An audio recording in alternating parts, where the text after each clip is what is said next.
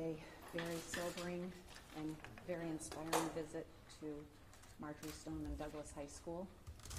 I want to thank Principal Ty Thompson and Assistant Principal Denise Reed for their hospitality and their kindness in bringing me around the school and helping me meet many of the faculty, many of the students, much of the leadership from this community. It was a very, as I said, sobering and inspiring moment and visit, and I come committed on behalf of this administration to continuing to work to find solutions so that no student and no parent ever has to go through what this community has had to endure. We've had a number of listening sessions already. We will have more. And we are committed not only to listening but to action. We know that there are many common solutions that we can find common ground on, and we are committed to furthering and advancing those things that are going to help ensure that students like these and all those across the country are going to have the opportunity to learn in safe environments. I give a lot of credit to the students here who have found their voices and encourage them to continue to speak out about finding those solutions and having adults pay attention. They have a lot of really important and worthwhile things to say. So with that, I will look forward to your questions. What did the students tell you, Madam Secretary? What did you hear from the students? I heard a variety of things from the students that I spoke with. Some of them are doing quite well, but they all acknowledge that it's a day-to-day situation. For students who were actually in the building involved, it's very tough. I did note, however, there are a number of helper dogs around the school, comfort dogs, and I spoke with a small group of students that are having a particularly tough time. And when I asked them about if any of them had had opportunity to connect with the dogs, all of their faces lit up in an amazing way. So that was encouraging. The students, there were a number of student newspaper reporters who walked around the building with me, and they are obviously very, very interested in seeing what adults are going to do about this whole situation and what we're going to do to find common ground and common solutions to carry forward. What did you tell them? I told them that I am very interested in hearing from them, as well as all of those, that we have a lot of people across the country in states and communities that have addressed some of the concerns and some of the issues that have arisen here in different ways, and we need to help elevate all of those opportunities and help make sure that people know there are solutions that can be engaged immediately, and there are some common sense steps that can be taken. We just need to make sure that we do them, not just talk about them. Secretary DeVos, you said before you're in favor of arming teachers, the overwhelming number of teachers in the district. The superintendent came out yesterday with a resolution from this district saying it's something they oppose. The majority of these students have said that it's something they are not in favor of. Is this something that you are in favor of pushing, or just something you'd be okay with if it happens? Well, let's be clear. I think it's to say arming teachers is a oversimplification and a mischaracterization, really.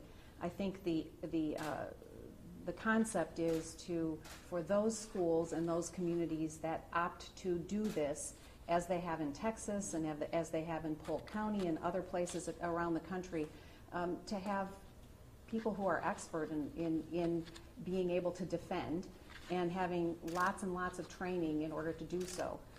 Polk County is a great example here, where those who are deputized within the school personnel, I don't know if there may be some teachers, there's probably other school personnel as well, but they are required and requested to do training above and beyond what the deputies in that county actually train to. So the standards are held very, very high. And I think that's a model that can be adopted and should be an option for schools, for states, for communities, but it's certainly not one that needs to be required or mandated for every community. How did these students react to that notion when you spoke to them We didn't have a conversation about that. And nobody raised the issue with you about? No, I was just there to be there, to be with them. Madam Secretary, to bounce off what she was saying, there's currently a bill that passed this week by the Florida Senate that is proposing $67 million for the type of people that we're talking about, being deputized. Unfortunately, it only provides 132 hours of training. In Florida, the minimum is 770 hours. Do you think that is an adequate amount of training? I was in the Marines before I was a journalist, and I never got enough training. So for people who are going to be volunteering to take this mission on, is that adequate enough training? Well, I think that's something the Florida legislature is obviously wrestling with right now. And I think the requirements obviously need to be very, very high, and they need to be ones that whatever community embraces this feels comfortable with. But you as a strategic planner, your mission is now not only ed policy and predictable budgets, it's now safeguarding the students in your care. What would you recommend to these state legislators? Is that the high standard that you're talking about? I think I have confidence that the Florida legislature is airing this issue very well and very widely, and I have confidence that they're going to arrive at a good and appropriate solution. Did you make any promises to any of the students? So what? I told the student newspaper reporters that I would love to come back sometime in an appropriate amount of time and just sit down and talk with them. So, any specific measurements or any specific measures that you would support to make schools safer, that some of the students are asking for a ban on assault rifles, they're asking for a wide variety of things, that parents are asking for things. Can you tell us anything specific that you would support? I think the president has advanced a number of issues that the Congress has to consider. I think there are some pieces of legislation that have been introduced in Congress that there's widespread support for, the STOP legislation being an example of that.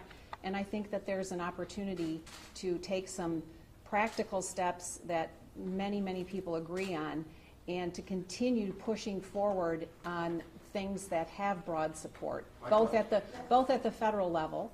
And then I think that it's appropriate to take a really robust inventory of what states are doing and what local communities are doing, and elevate those things that are working well and encourage others to adopt them.